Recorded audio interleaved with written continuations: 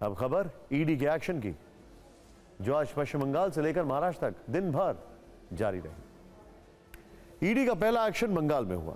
आज प्रवर्तन निदेशालय के अधिकारी भारी लाव लश्कर के साथ शेख शाहजहां के संदेश खाली के अड्डे पर पहुंचे, ठीक उसी जगह जहां 5 जनवरी को ईडी की टीम पर हमला हुआ था, जहां टीएमसी के नेता शाहजहां शेख के इशारे पर भीड़ ने ईडी के अधिकारियों को निशाना बनाया था।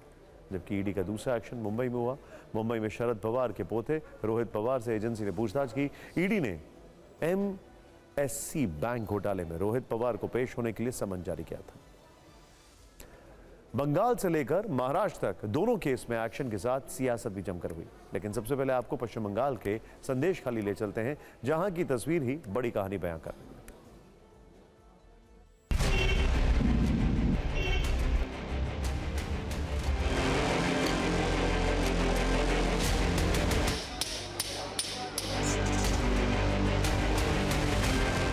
ये उस वक्त की तस्वीरें हैं जब ईडी के अधिकारी पूरे तामझाम के साथ शाहजहां शेख के संदेश खाली वाले घर पहुंचे थे। इस दौरान जिसने भी ईडी का काफिला देखा सन्न रह गया। इस बार ईडी के साथ सिर्फ सरकारी गाड़ियां नहीं थी, बल्कि इन अधिकारियों के साथ सेना के हथियारबंद जवान भी थे, जो गाड़ियों में भरकर पहुंचे थे। ईडी ने वहां क्या क्या किया, ये बताने से पहले हम आपको ये बता दें कि आज जब ईडी की टीम शाहजहां शेख के अड्डे पर पहुंची तो उस टीम में प्रवर्तन निदेशालय के 8 अधिकारी थे। उनके साथ करीब 25 गाड़ियों का काफिला था। केंद्रीय सशस्त्र पुलिस बल के 125 जवान थे और भारी भरकम संख्या में स्थानीय पुलिस भी थी, जिनकी संख्या 35 बताई गई।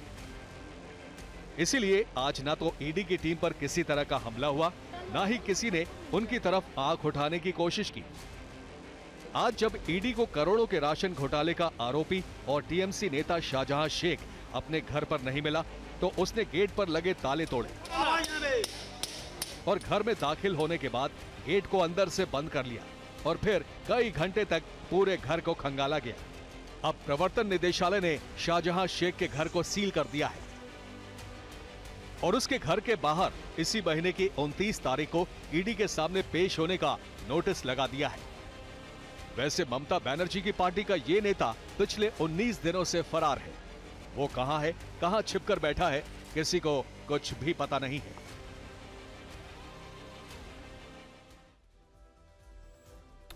उन्नीस दिन पहले ईडी के 3 पर्सनल जो थे वो घायल हो गए थे, लेकिन अब करीब 120 लोगों के साथ जो फोर्सेस के थे उनके साथ ईडी वहां पर पहुंचती है। राशन घोटाले के केस में ही जांच के लिए 5 जनवरी को भी ईडी ने संदेश खाली में शेख शाहजहां पर छापा मारा था, लेकिन तब उस टीम पर हमला कर दिया गया था। इसके बाद ईडी ने शेख शाहजहां के खिलाफ लुकआउट नोटिस भी जारी किया था, लेकिन तब से ममता बनर्जी की पार्टी में शामिल ये शेख फरार है। अब आपके मन में सवाल होगा कि आखिर शेख शाहजहां कौन है, ये अब आपको बता देते हैं। शेख शाहजहां राशन घोटाले के आरोपी मंत्री ज्योतिप्रिय मलिक का बहुत करीबी है। शाहजहां शेख उत्तर 24 परगना जिले परिषद का पदाधिकारी। इससे पहले वो नगर पालिका का चेयरमैन रह चुका है। संदेश खाली इलाके में शाहजहां शेख का काफी प्रभाव है। वो 2011 में टीएमसी में शामिल हुआ था। इससे पहले वो सीपीएम समर्थक था। अब खबर ईडी के एक और एक्शन की, जिससे एनसीपी शरद पवार गुट के समर्थक नाराज हो गए। लेकिन उससे पहले हुआ ये कि आज ईडी ने रोहित पवार को एमएससी बैंक घोटाले में पूछताछ के लिए बुलाया। रोहित पवार पूछताछ के लिए ईडी दफ्तर पहुंचने से पहले दादा शरद पवार से मिले और पैर छूकर उनका आशीर्वाद लिया। इसके बाद वो सीधे प्रवर्तन निदेशालय के दफ्तर पहुंचे। यहां तक रोहित के साथ शरद पवार की बेटी सुप्रिया सुले भी आई। यहां भी रोहित ने बुआ सुप्रिया सुले के पैर छूकर आशीर्वाद लिया और पूछताछ के लिए प्रवर्तन निदेशालय के दफ्तर के अंदर चले गए। हालांकि तब तक ईडी दफ्तर के बाहर एनसीपी शरद पवार गुट के सैकड़ों कार्यकर्ता पहुंच गए। वो जांच एजेंसी के खिलाफ प्रदर्शन करने लगे। कार्यकर्ताओं ने यहां विरोध में जमकर नारेबाजी की, लेकिन ईडी दफ्तर में दाखिल होने से रोहित पवार ने जो कहा वो सुनिए। अगर जो हमारे विरोध में जो लोग हैं पॉलिटिकली, उनका अगर कहना है कि इस बंदे पे प्रेशर डाला जा सकता है, तो शायद वो भूल गए मैं मराठी मानुस हूँ, मैं डरता नहीं। और अगर प्रेशर डालने के लिए ये सब कुछ हुआ है तो एक गलत बंदे पे उन्होंने ये एक्सपेरिमेंट किया है, ऐसे मुझे बोलना पड़ेगा। रोहित पवार के इस बयान के बाद सियासत जमकर हुई है। सुप्रिया सुले, संजय राउत से लेकर आदित्य ठाकरे तक ने रोहित से पूछताछ को राजनीतिक प्रोपेगेंडा बताया।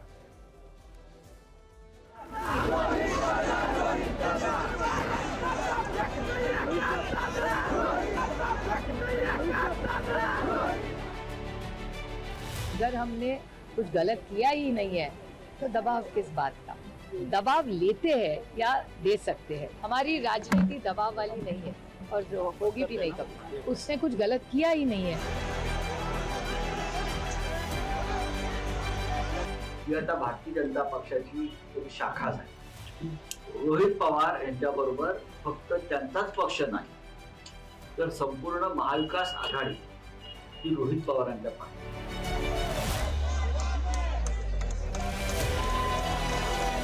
जे कोणी सरकार विरुद्ध बोलत असतात, असत्य विरुद्ध बोलत असतात, सत्य बोलत असतात, त्यांना सतवलं जातं। सुरत चव्हाण्यात रोहित पवार आहेत, त्यांना हैराण केलं जात आहे।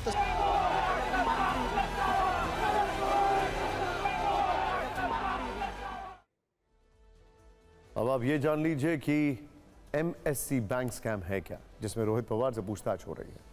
Maharashtra state cooperative bank scam 25,000 crore रुपए का है। ये घोटाला ऋण वितरण से संबंधित है। इस मामले में 4 लोगों ने बॉम्बे हाईकोर्ट में जनहित याचिका दायर की थी। मामला तब दायर किया गया था जब हाईकोर्ट ने सहकारी क्षेत्र में चीनी मिलों को गलत तरीके से बेचने के आरोप की जांच करने का आदेश दिया था।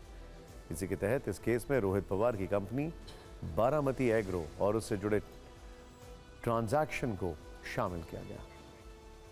रोहित पवार से करीब 10.5 घंटे से चल रही है पूछताछ। बड़ी खबर, रोहित अभी तक ईडी दफ्तर में ही मौजूद हैं। कुछ देर पहले शरद पवार एनसीबी दफ्तर से निकले। रोहित से पूछताछ के बीच शरद पवार 11 घंटे तक एनसीबी दफ्तर में मौजूद रहे।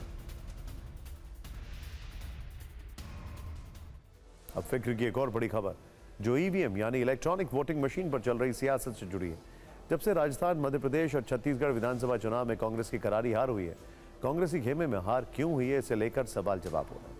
पिछले 1.5 महीने में हार पर मंथन के लिए जब जब कांग्रेस की मीटिंग हुई, मीटिंग में ईवीएम का मुद्दा उठा। इस मीटिंग में दिग्विजय सिंह सहित कई नेताओं ने ईवीएम पर सवाल खड़े किए। आज एक बार फिर दिग्विजय सिंह ने ईवीएम, वीवीपैट और चुनाव आयोग पर सवाल उठाए, डेमो भी दिखाए। ऐसे में हमारा सवाल है कि क्या दिग्विजय सिंह डेमो ही दिखाएंगे या फिर कोर्ट भी जाएंगे, और कोर्ट जाएंगे तो कब? शायद इन सवालों का जवाब फिलहाल ना मिले, लेकिन भोपाल में जो हुआ वो हम आपको जरूर दिखाते हैं।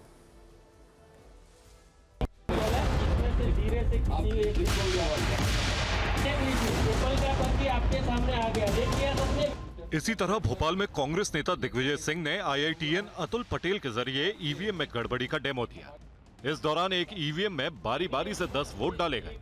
IITN अतुल पटेल ने मशीन की गड़बड़ी को दिखाने के लिए एक चिन्ह केला को वोट डाला। लोकतंत्र बचाना है, हम सबको मिलकर बैलेट पेपर लाना है। केला को दिया वोट, केला छप गया। अभी फिर से मैं केले को वोट आपके नजर के सामने रखता हूँ, दबाता हूँ बटन, तो देखना कौन सी पर्ची आती है, क्या होता है और क्या दिखता है। पहले वोट पर केला की पर्ची वीवीपैट में दिखी। दूसरी बार केला का बटन दबाया तो सेब की पर्ची प्रिंट हुई।